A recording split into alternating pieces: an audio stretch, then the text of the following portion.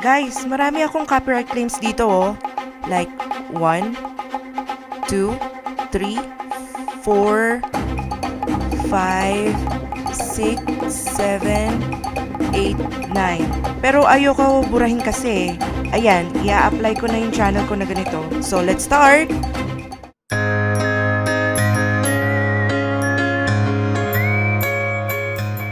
Hello mga ka-churs! Ipapakita ko po sa inyo ang step-by-step on how to apply for monetization.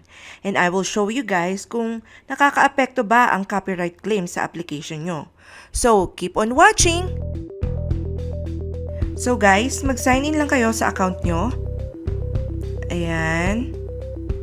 Tapos enter nyo yung password nyo. Ayan. Then punta tayo sa YouTube Studio. Then, monetization section. Ayan, na-meet ko naman yung requirements ni YouTube.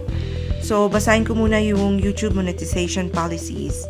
If you're monetizing on YouTube, important that your channel follows YouTube monetization. Yan, si copyright. Ayan. Open natin yan. Overview. The first rule of copyright. Creators should only upload videos that they have made or they are authorized to use. Ayan. So, fair use.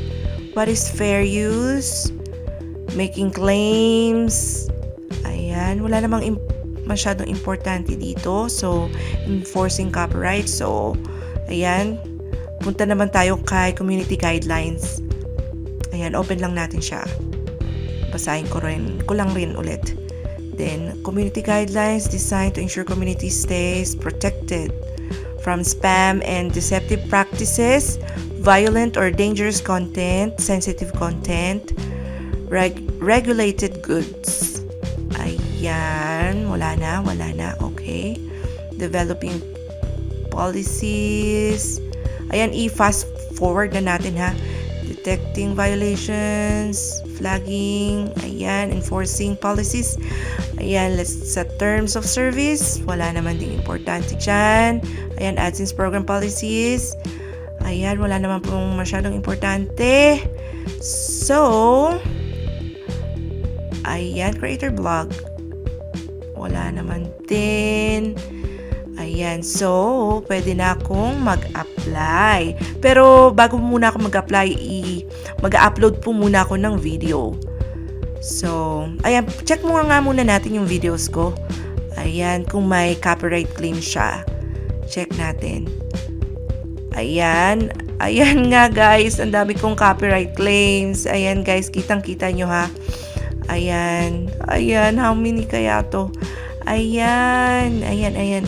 So, let's see, magbilang tayo guys, bilangin natin. So, 1, 2, 3, 4, 5, 6, 7, 8, 9. Ayan guys, may 9 copyright claims ako. Sa mga videos ko na in-upload. Ayan, nakakatuwa lang. Ayan, ayokong burahin kasi. So, hayaan ko na lang silang nandyan. Ayan, kitang-kita nyo naman. Ayan, yung copyright claims ko. Ang dami. Ang dami nila. Ayan. So, ayokong burahin. Nagdadalawang isip ako. So, tignan natin naman yung yung sa live streaming videos ko. Kung meron bang copyright claims. Ayan, buti naman wala. Ayan, balik tayo sa mga upload videos ko. Tignan natin kung naka-public silang lahat. Ayan, tignan natin kung naka-public silang lahat. So, magsimula tayo dito. Ayan. Teka lang, ano ba to? Ayan, sige, tignan lang natin dito sa visibility. Ayan, naka-public naman sila lahat. Ayan, nakita ko puro public. Puro public lang siya, guys. Next page. Ayan, public naman lahat sila. Ayan, public naman. Public naman sila. Ayan. Next page. Ayan, puro naman public po silang lahat. tignan natin sa live streaming videos ko kung merong naka-private ba dyan or unlisted. Tignan natin kung may naka-private. Click natin yan sa private. Click and then apply. Ayan, meron akong isang naka-private. So, ko lang siya, ipapublic ko lang siya, guys, bago ako mag-apply. Ayan, publish. Ayan, public ko na. Pinablic ko na siya. Tapos, let's go to my upload videos again. Tignan natin kung may naka-private, unlisted, or naka-draft na videos. Wala naman. Ayan, good. Ayan, wala rin dito sa live ko. Ayan, pwede na tayong mag-apply, guys. Tignan muna natin yung dashboard ko or playlist ko. Ayan. Ayan, wala naman. Yung analytics ko kung talagang na-meet ko yung requirements for the 1 year. Ayan, meron akong 4.2 watch time hours and yung subscribers ko is 1.2. Ayan, na-meet ko talaga. Na-meet ko talaga yung requirements ni YT. Ayan, pwede na akong mag-apply, guys. Ayan, punta na ako dito sa monetization. Ayan. Pero bago ako muna mag-apply, guys, mag-upload muna ako ng video kasi yun yung isa sa tinitignan nila, yung sa recent upload mo. Ayan. Sign up muna ako, guys, ha? Balikan ko kayo. Ayan, pwede na ako mag-apply. Nakapag-upload na ako. So, let's start. Click this start button sa step 1. Ayan, accept lang natin. I-click lang natin siya and then accept terms. Ayan, tignan natin kung ano mangyayari. Ayan. Ayan, guys, done na yung step 1 ko, review partner program terms. Let's proceed to step 2. Ayan, sign up for Google Adsense. No, I don't have an existing account. Continue. Ayan. Ayan yung account ko. Then, ayan. Get more out of Adsense. Yes, send me customized help and performance. Yes, I am from United States. Yes, United States. Ayan. Accept lang ulit din natin tong terms and conditions. Yes, I have read and accept the agreement. Create account. Ayan. Nakapag-create na tayo ng account kay Google AdSense. Ads made easy. Get started. No. I need to click this arrow and then get started. Ayan. Ayan. Ilagay lang natin yung address natin dito. Ayan, guys. Ayan. Lagay nyo lang yung address nyo. Ayan. Ayan yung address namin. So, tama naman yung address namin. Tama yung pangalan ko. Pasign lang natin sa taas, ha. Oh, ayan. To make sure that you get paid, please provide your address. We need this to send you important information about your account. Payment profile. Ayan.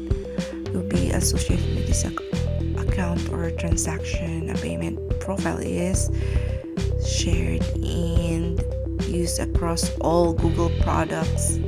Ayan, guys. Ayan. Mukhang okay naman siya. Mukhang okay naman na yung information na binigay ko sa kanila. Ayan. Submit ko na siya. And then redirecting you to your host. Redirecting you to your host where you can continue to set up and you can start using AdSense. If you're not redirected within a few seconds, click redirect. Ayan. Ayan. So, ayan yung step 2 ko, in progress na siya. So, wala pa ako sa step 3. So, antayin ko lang siya kung madan. Then, tignan ko kinabukasan kung okay na yung AdSense account ko. Kung na-approve na ba nila yung application ko for AdSense, Google AdSense.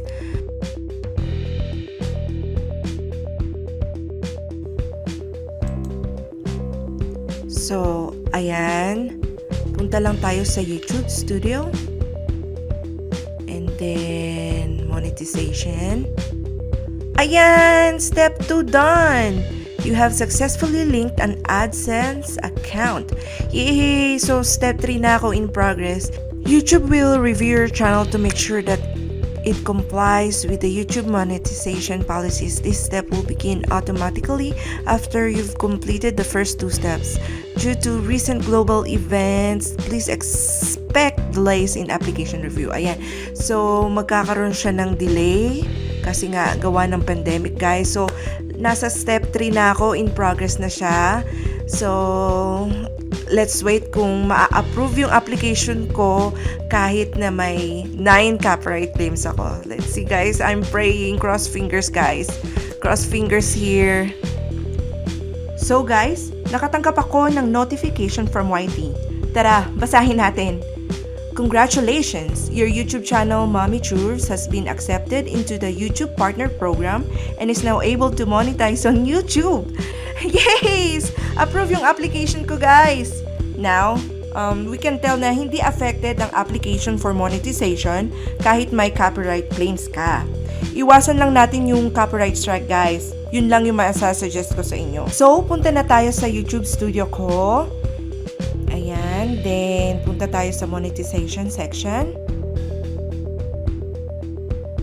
Ayan guys, ganyan na yung monetization section. Wala na yung number of subscribers at saka watch hours.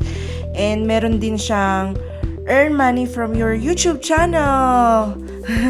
So, sana guys may natutunan kayo sa video na to at ma-share nyo sa mga friends nyong malapit nang ma-monetize and also sa mga friends nyong nag-worry na may copyright claim sila sa channel nila.